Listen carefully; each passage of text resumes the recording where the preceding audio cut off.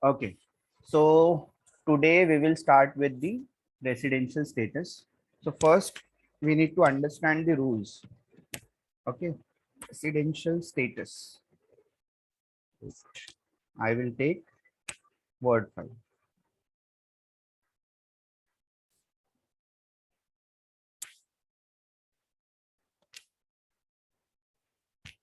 Okay, so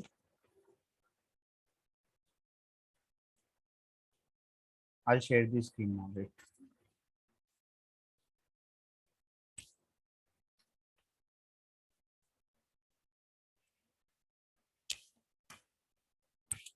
Okay, we are already aware that residential status can be resident and ordinary resident.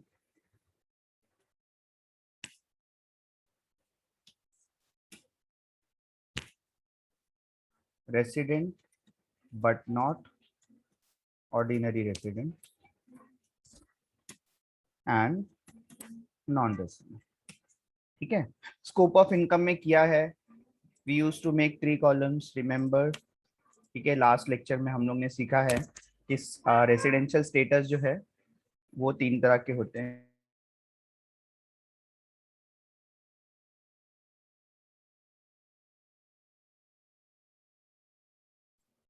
Okay, residential status can be resident and ordinary resident, resident but not ordinary resident and non resident.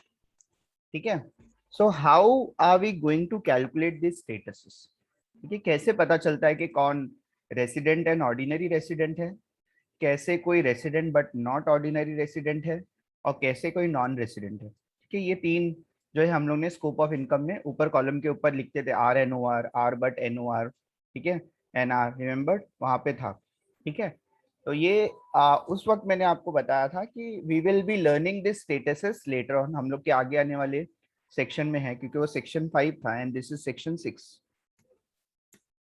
Section 6 and sub section 1 and section 6 sub section 6, 2 section यहाँ पे हम लोग को पढ़ने important है. ठीक है, पहले आज तो हम लोग सिर्फ यही इसी के ऊपर ध्यान देंगे, उसके बाद हम लोग जाएंगे सेक्शन 6 सब सेक्शन 6 के ऊपर. टेक्निकली ज्यादा जितना याद हो पाएगा उतना आप लोग याद रखो. ठीक है, जितना कम से कम हो सके मैं आपको सेक्शंस वगैरह और याद करने के लिए बोलता हूँ जनरली, क्योंकि बहुत ज्यादा याद करना बहुत पॉसिबल नहीं होता. Okay, residential status can be resident and ordinary resident, resident but not ordinary resident and non resident. तो इससे आपको ये पता चलता है कि जो रेसिडेंट है, रेसिडेंशियल स्टेटस, तो पहले तो 2 ही तरह के हो सकते हैं. रेसिडेंशियल स्टेटस पहले तो सिर्फ 2 ही तरह के हो सकते हैं. ठीक है, कौन कौन से? एक तो हो सकता है रेसिडेंट और दूसरा हो सकता है non resident.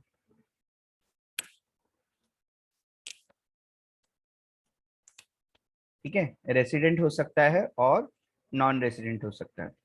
Okay, late me know if voice is Audible. Screen दिख रहा है, सब कुछ प्रॉपर है बेटा, सब है यस सर स्क्रीन? सब. हाँ ओके. बस आप थोड़ा लाउड बोलो सर. हाँ क्या लाउड? लाउड बोलिए थोड़ा. लाउड मतलब इसको करीब लेकर आना पड़ेगा. लेट्स सी इससे कुछ फर्क पड़ता है क्या, देखते हैं. हाँ सर, बारिश हो रही ना सर, तो उसकी भी हाँ साउंड आ हाँ, रहा है. Actually wait, is it audible now? हाँ sir. It is always better कि आप लोग ईयरफोन्स या हेडफोन्स वगैरह यूज करो, बिकॉज डिवाइस की जो कंपेटिबिलिटी होती है वो ये सबसे ज्यादा होती है, और आपका जो मेन स्पीकर होता है वो इतना ज्यादा नहीं होता है. तो आप अगर ईयरफोन्स वगैरह यूज करेंगे, उसका वॉल्यूम वगैरह चेक करके उसको प्रॉपर कर लो. ठीक है, सो आई हैव मेड श्योर. बारिश तो यहाँ पे भी हो रही है शायद. अभी जो इस पे रूफ पे जो आवाज आ रहा है उसके लिए कुछ नहीं कर सकते, बट घर वगैरह तो बंद है यहाँ पे, है ना. हाँ लेट्स सी, फिर भी ज्यादा कंट्रोल नहीं कर सकते हम लोग इस चीज सर को. थोड़ा फट रही है आवाज. ओके, आवाज अगर थोड़ा बफर बफर हो रही है तो बेटा नेटवर्क का इशू है. और किसी को भी ऐसा हो रहा है, बफर हो रहा है क्या आवाज? हाँ, बफर हो रहा है क्या थोड़ा सा नेटवर्क? माइक दूर कर.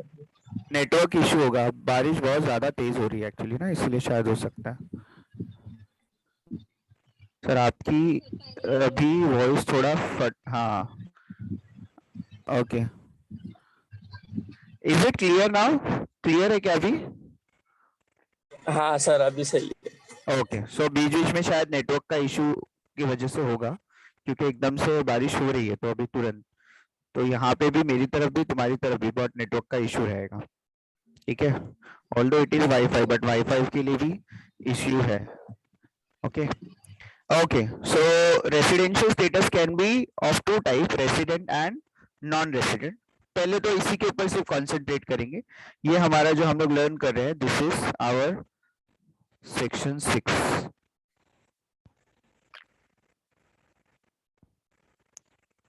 and subsection 1. This is section 6 and subsection 1.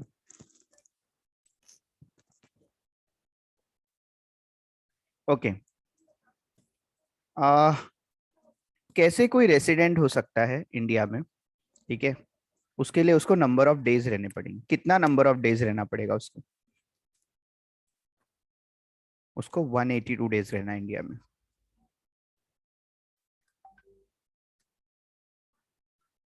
A person will be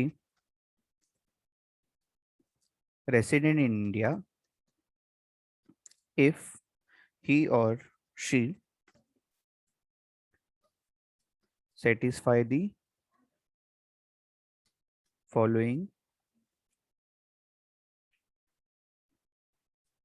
any of the two condition, ठीक है। इन दोनों में से कोई भी एक कंडीशन अगर कोई सेटिस्फाई कर ले, उसको हम लोग क्या बोलेंगे? रेसिडेंट बोलेंगे, ठीक है। Now one is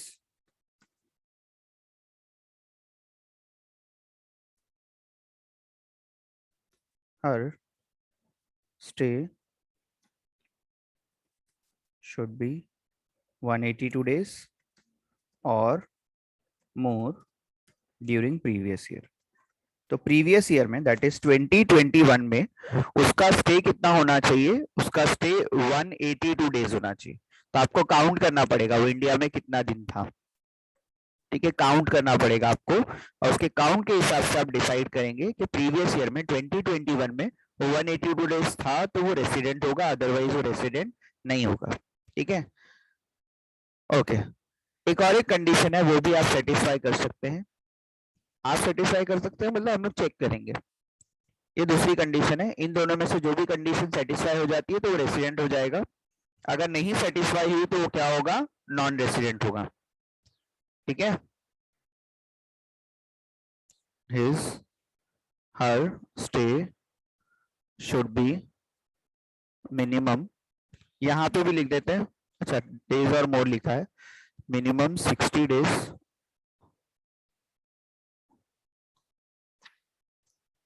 and during previous year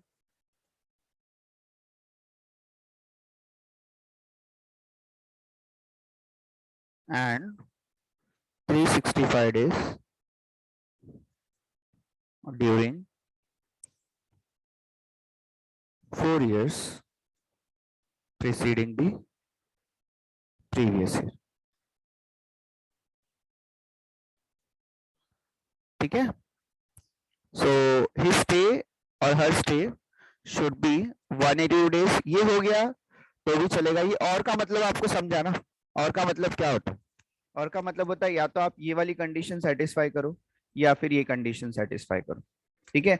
अब ये ध्यान देना, ये दूसरी वाली कंडीशन स्पेशली कुछ लोगों के लिए अप्लाई नहीं होती। मतलब कुछ केसेस में आप सिर्फ 182 डेज ही चेक करेंगे। कौन कौन से केसेस में? तो यहाँ पे एक्सेप्शन लिख दो, ये दूसरी कंडीशन का एक्सेप्शन है। हर केसेस में आपको चेक करने की जरूरत नहीं है। Exceptions, number 1,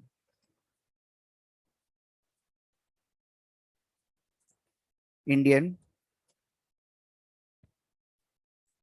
citizen, Indian citizen going out for employment purpose or member of cruise ship.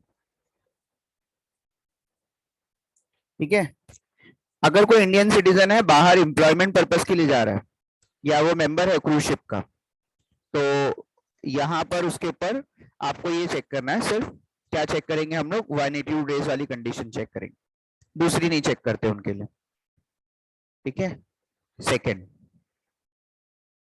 Indian citizen or person of Indian origin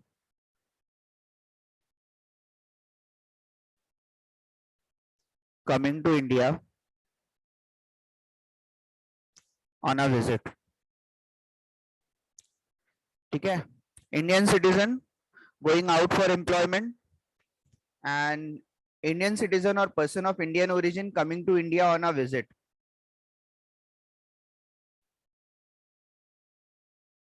ठीक है। इन दोनों केसेस में आप सिर्फ क्या चेक करेंगे, फर्स्ट कंडीशन चेक करेंगे। Let me know if this is clear, कोई कंफ्यूजन यहाँ पे नहीं चाहिए।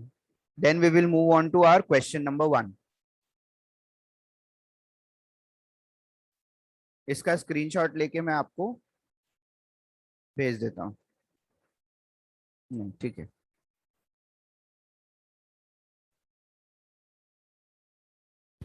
इसका स्क्रीनशॉट ले लो बेटा तुम लोग, चलो।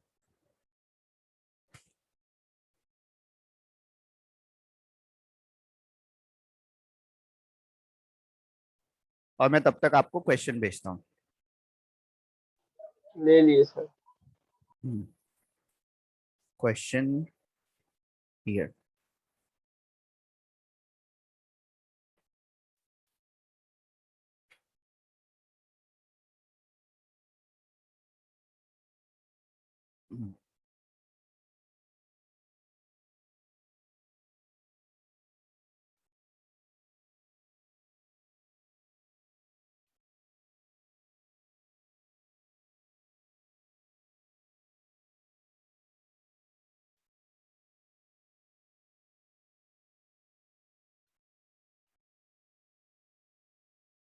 ओके। तो ये मैं आपको भेज रहा हूँ।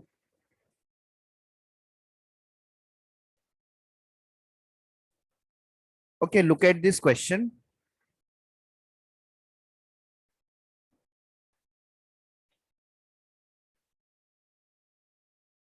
थोड़ा जूम कर देते हैं इसको, ठीक है। Illustration number 13 says Mr. Yan, citizen of USA, provides you the following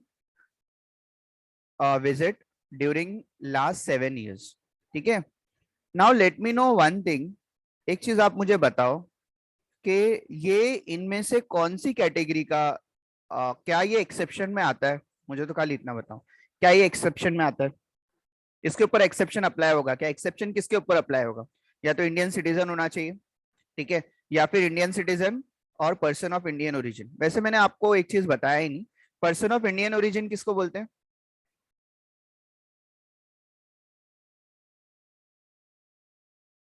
okay, what is the difference between Indian citizen and person from Indian origin?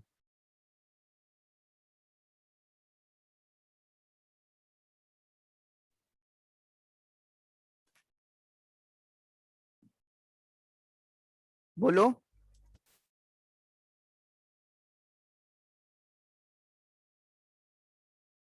Indian citizen किसको बोलते हैं?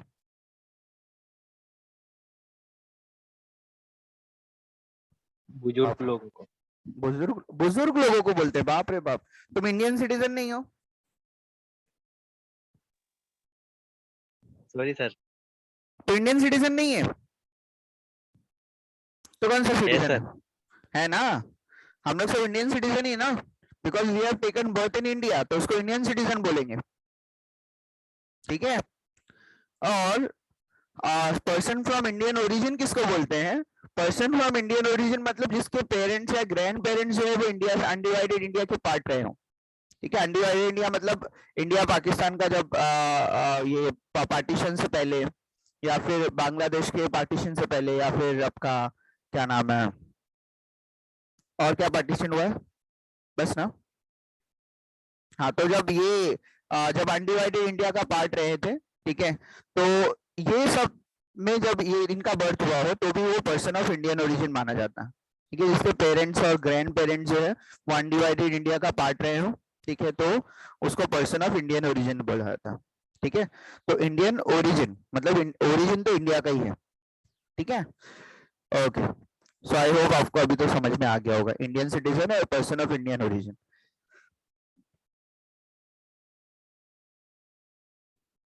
ओके, मेरा एक क्वेश्चन है यहाँ पे कि क्या ये पर्सन इंडियन सिटीजन है या फिर पर्सन फ्रॉम इंडियन ओरिजिन है क्या?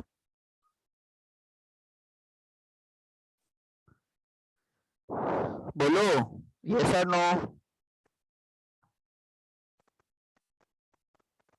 तुम लोग कुछ भी नहीं बोलते यार, पढ़ते भी हो कि नहीं पढ़ते हो वो मालूम नहीं। इंडियन ओरिजिन है सर। हाँ, इंडियन ओरिजिन है, पढ़ो जरा। काजल ने बोला नो सर। हाँ, लिखा है mister N citizen of USA, तो कैसे वो इंडियन ओरिजिन का हो सकता है या इंडिया का हो सकता है, ठीक है। हाँ यूएस। तो mister N citizen of USA, तो उसको स्टार्ट कैसे करते हैं इसको आंसर करना?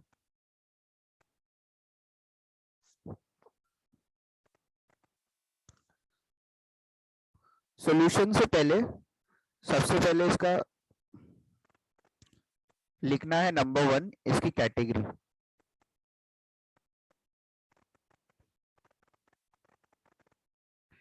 और इसकी कैटेगरी क्या है? मिस्टर यन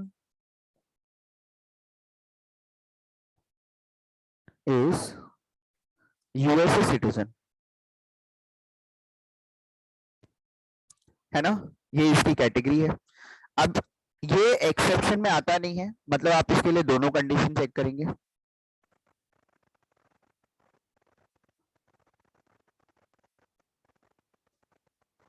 तो कंडीशन यहाँ पे लिख देते हैं हम लोग,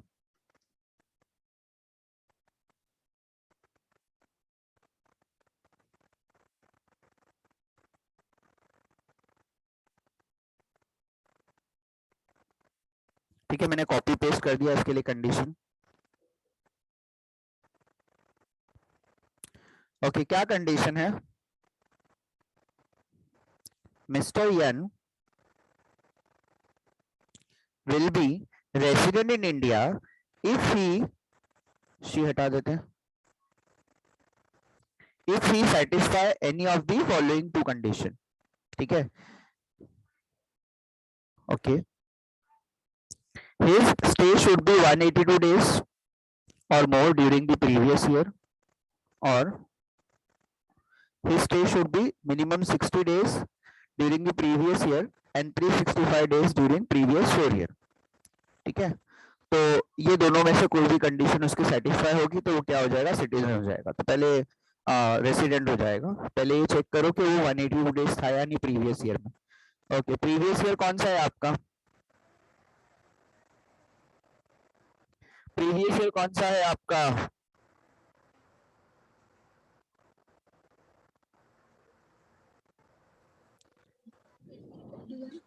हाँ, 2021 है। What is the assessment year?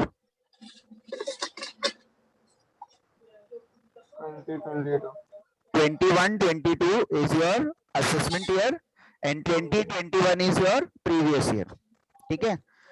मुझे बताओ क्या वो प्रीवियस ईयर में 182 डेज था?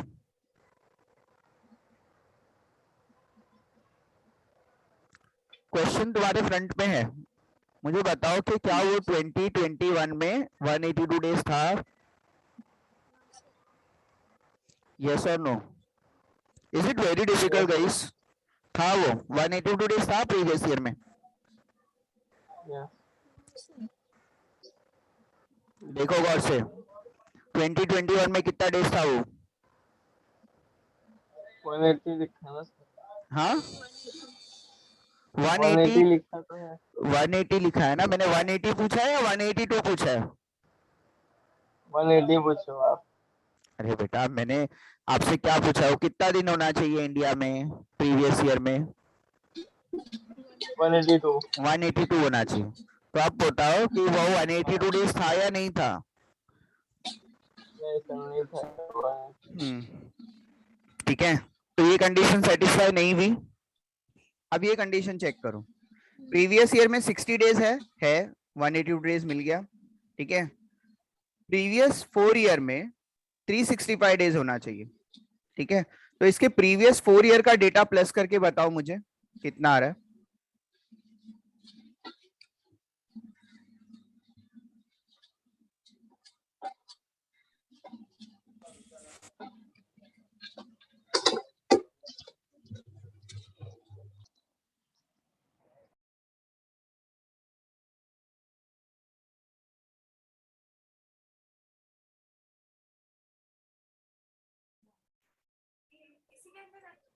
हेलो सर, हाँ बोलो। वापस एक्सप्लेन करेंगे, तो कॉल हाँ आ गया मैंने, था। बाप रे बाप, तुम लोग कॉल भी अटेंड करते हो। नहीं सर, वो साउंड चले गया था। तो साउंड चला जाता है तो क्या करने का, ऊपर साउंड का ऑप्शन है, उसको बंद करके वापस चालू करने का। ठीक है, ठीक है सर। म्यूट करने का ऑप्शन नीचे होता है, साउंड का ऑप्शन ऊपर होता है, वो एक स्पीकर बना होता है ऊपर। ठीक है, वो हाँ स्पीकर के सर, ऊपर एक बार क्लिक करेंगे, वापस से क्लिक करेंगे तो वापस से साउंड आ जाता है। ठीक है, ओके। सो क्या एक्सप्लेन करना है, देखो सबसे पहले आप चेक करेंगे प्रीवियस ईयर में वो कितना डेज था। तो प्रीवियस ईयर में वो 182 डेज नहीं है, 2021 का डेटा आप चेक कर लो। ठीक है, अभी तो तुम्हारे सामने डेटा दिया है 2021 का, तुमको कैलकुलेट करना पड़ता है कई बार। ठीक है, तो उस केसेस में क्या करोगे, जो सामने डेटा दिया है तुम लोग आंसर नहीं कर पा रहे, although this is from exam question only, लेकिन ये इजी क्वेश्चन है। ठीक है, जिसमें आपको पूरा डेटा दिया हुआ है, सिर्फ आपको उसको चेक करना है। जब भी आपके सामने क्वेश्चन आता है तो सबसे पहले चेक करो कि सिटीजन कौन सा टाइप का है। ठीक है, this is mister N is citizen of USA, तो यूएसए का सिटीजन है ना ये। तो इस केस में आपको ध्यान देना है कि इसके ऊपर दोनों कंडीशन अप्लीकेबल है, क्योंकि इंडियन सिटीजन और इंडियन ओरिजिन ये दोनों के ऊपर एक्सेप्शन अप्लाई होता है। ठीक है, और इंडिया के बाहर या India other than Indian origin या इंडियन सिटीजन के ऊपर दोनों एक्सेप्शन अप्लाई नहीं होता, मतलब दोनों कंडीशन आपको सेटिस्फाई करनी है। दोनों मतलब ये दोनों कंडीशन लिखना है आपको। ठीक है, सो कैटेगरी क्या है, मिस्टर यान इज यूएसए सिटीजन। उसके बाद में आपको दो कंडीशन चेक करनी पड़ती है। ठीक है, क्योंकि इसके ऊपर एक्सेप्शन अप्लाई नहीं है, ये दोनों के लिए आपसे फर्स्ट कंडीशन चेक करेंगे। ठीक है, अगर ये इंडियन सिटीजन होता है या इंडियन ओरिजिन से होता है, इंडियन सिटीजन होके बाहर एम्प्लॉयमेंट के लिए जा रहा है, इंडियन ओरिजिन या इंडियन सिटीजन होके विजिट के लिए इंडिया में आ रहा है। ठीक है, तो इन दोनों केसेस में आपको सिर्फ फर्स्ट कंडीशन चेक करनी पड़ती है, क्योंकि ये यूएसए सिटीजन है, इसलिए दोनों कंडीशन लिखी हुई है इसके अंदर। ठीक है, ओके। नाउ वन हम लोग ने चेक करना है कि प्रीवियस ईयर, तो यहाँ पे ईयर मैं मेंशन कर देता हूँ, प्रीवियस ईयर 2021 में कितना रहना है उसको, 182 डेज। तो आप चेक करो, प्रीवियस ईयर में 2021 में वो 182 डेज नहीं था, सिर्फ कितना था, 180 डेज था। ठीक है, तो यहाँ पे कंप्यूट करने से पहले आपको दो चीजें लिखनी होती है, ये तीसरा है आपका कंप्यूटेशन पार्ट।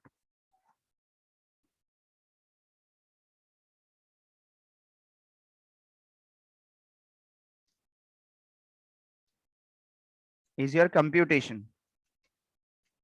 ठीक है, तीसरा मतलब ये 2 पॉइंट के बाद ये तीसरा है। कंप्यूटेशन मतलब you will have to calculate it, तो इसका हम लोग थोड़ा चेंज कर देते हैं अल्फाबेट। ए और बी लिख दो सर। हम्म, ए हाँ, और बी लिख दो। ए आर बी करते हैं, वेट, ये वाला ठीक है ना, so that there should not be any confusion, these are two conditions, तो वो दूसरे के साथ में आपको मर्ज नहीं करना है। ओके, सो क्या चेक करना है, प्रीवियस ईयर में मिस्टर यन कितने डेज था, mister N was in India for 180 days। ठीक है, और क्योंकि ये इंडियन सिटीजन नहीं है, इंडियन ओरिजिन से नहीं है, इसके लिए आप इसके लिए दूसरी भी कंडीशन चेक करेंगे कि वो प्रीवियस 4 ईयर में कितना था। Mister N was in India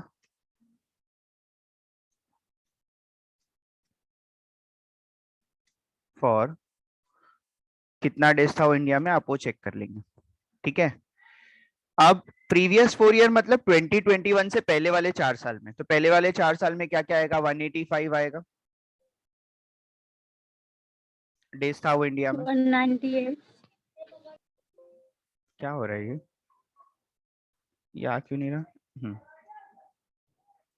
plus, हाँ 198 प्लस 25 185 था ना बेटा, क्या बोल रहे हो आप, 185 है।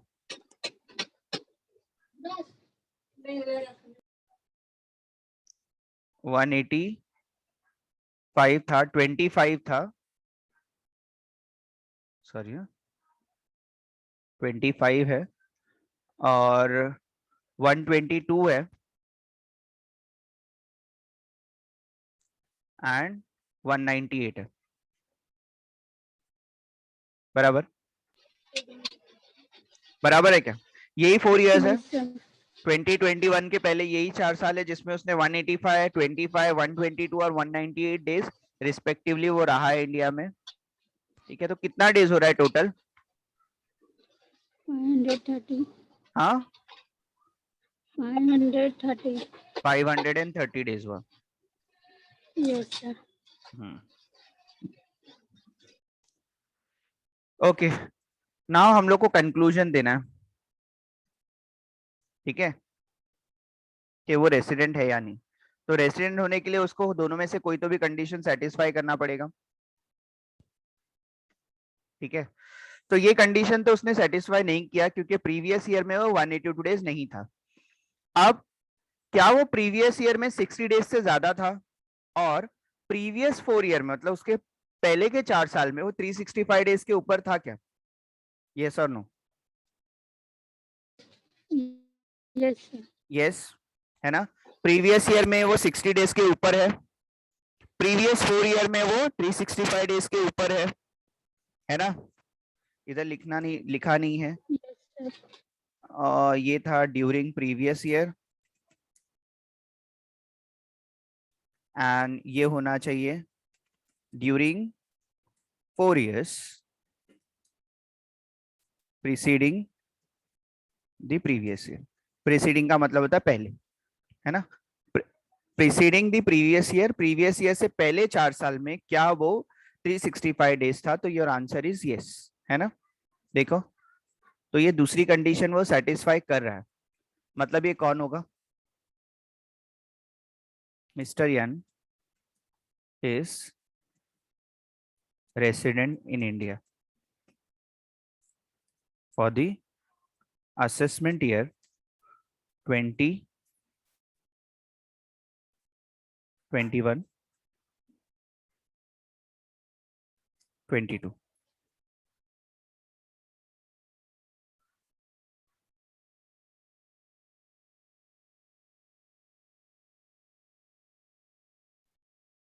Okay, so this is question number,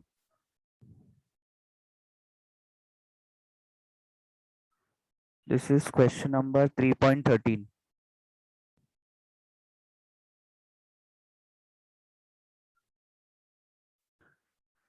ले लो स्क्रीनशॉट इसका भी, this is solved, let me know if there yes is sir any done.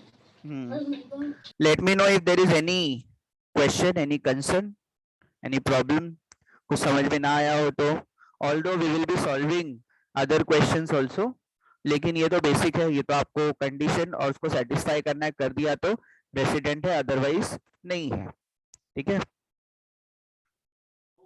Sir ऐसे ही सॉल्व करना लगा एग्जाम में भी। हाँ बेटा, तो ऐसे ही सॉल्व करना पड़ेगा, जैसा सॉल्व करना है वैसे ही बताऊंगा ना, अलग क्यों बताऊंगा मैं आपको। ठीक है, ऐसे ही सॉल्व करना है इसको, इसमें कुछ अलग कुछ नहीं है। ठीक है, solutions are going to be the same, ये सेक्शन 6 सबसेक्शन 1 है। ठीक है,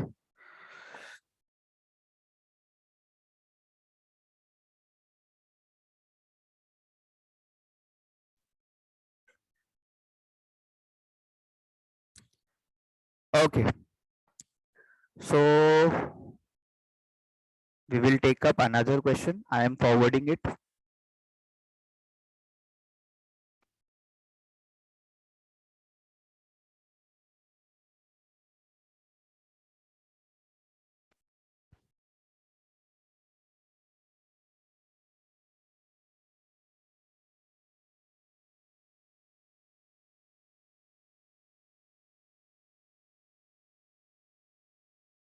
I have forwarded one more question. We will discuss some basic thing here. उसके बाद हम लोग उसको डिस्कस करेंगे और नेक्स्ट लेक्चर में उसको सॉल्व करेंगे, ठीक है? Now look at this question. Mr. X is a USA citizen.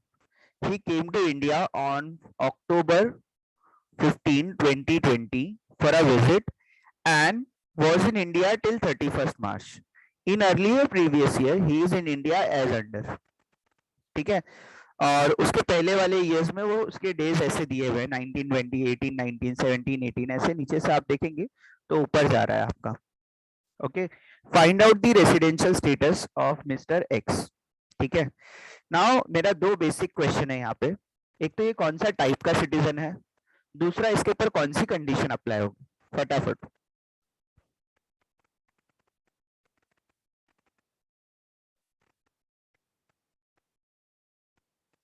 जल्दी. कैटेगरी क्या है उसकी और उसके ऊपर कौन सी कंडीशन अप्लाई होगी. कैटेगरी क्या है? USA citizen. Very good. Condition कौन सी अप्लाई होगी?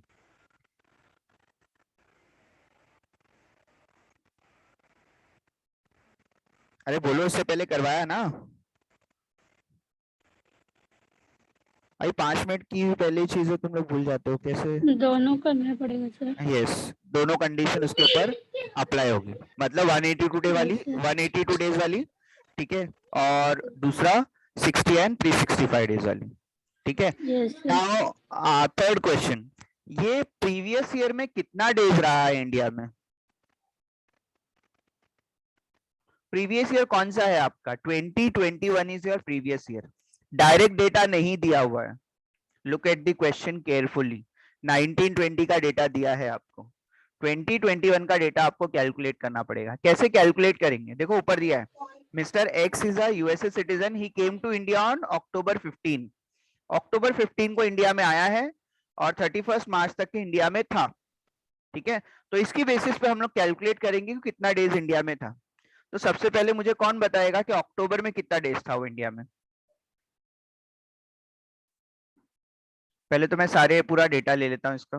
वो अक्टूबर में इंडिया में आया था, उसके बाद नवंबर होता है, दिसंबर, जनवरी, फरवरी, मार्च. ठीक है, इतना ही कैलकुलेट करना होता है हम लोग को. और डेटा भी दिया है कि ये यहाँ तक इंडिया में था. 31 मार्च तक ही आपको कोई भी डेटा कैलकुलेट करना होता है, 1 अप्रैल से लेके 31 मार्च. कौन सा 1 अप्रैल बेटा? 1 अप्रैल 2020. कौन सा मार्च? 31 मार्च 2021 तक. ये आपका प्रीवियस ईयर है. ठीक है, ओके, ये 2020 है आपका और ये आपका 2021 है. अप्रैल में वो इंडिया में था नहीं. ठीक है, तो आपको वो डेटा तो नील हो जाएगा. हम लोग को एक्चुअली पूरा कैलकुलेट करना होता है, तो यहाँ से कैलकुलेट करेंगे हम लोग. अप्रैल,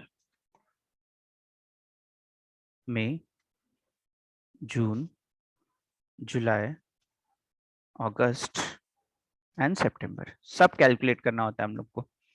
ठीक है, जनरली हर क्वेश्चन में हम लोग को सब कैलकुलेट करना है.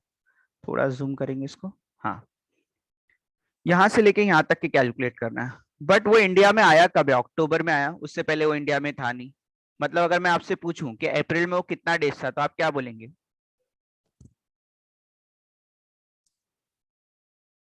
Zero, zero, zero, zero, zero, zero. अक्टूबर में वो इंडिया में आया है. मुझे बताओ अक्टूबर में वो कितना डेज था?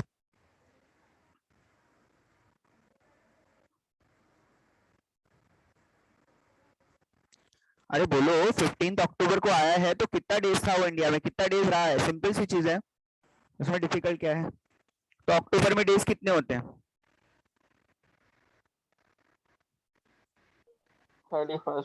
31. कितना दिन वो इंडिया में नहीं था? 15 को आया है, मतलब वो 14 तक के इंडिया में नहीं था, तो माइनस कर दो आप. कितना डेज था इंडिया में वो? 17 डेज था. ठीक है, गलती से भी 31 में से 15 माइनस मत करना. क्योंकि 15 को इंडिया में था। डेट ऑफ अराइवल काउंट होगा, डेट ऑफ डिपार्चर भी काउंट होगा। नवंबर में कितने डेज होते हैं था वो इंडिया में? 30 days रहते हैं। 30।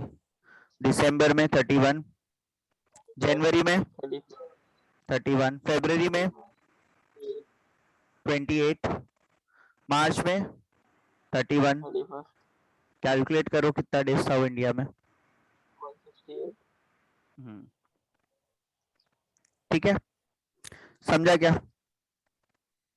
कैसे कैलकुलेट करना है, कितना डेज था वो प्रीवियस ईयर में? अगर ये चीज आ गई आपको तो फिर इसमें कोई प्रॉब्लम नहीं है। ओके, नेक्स्ट लेक्चर में हम लोग कंटिन्यू करेंगे। अटेंडेंस ही नेक्स्ट लेक्चर में दोनों ही मतलब लिखते नहीं। ठीक है, अभी ये लेक्चर का ले लो, पता चला बाद में बात का कौन देखेगा, कई बच्चे ज्वाइन नहीं करते हैं बाद में।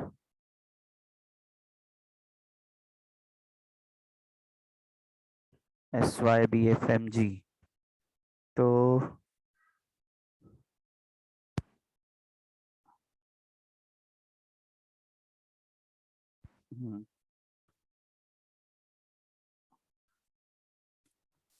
ठीक है, attendance link is there in the chat box.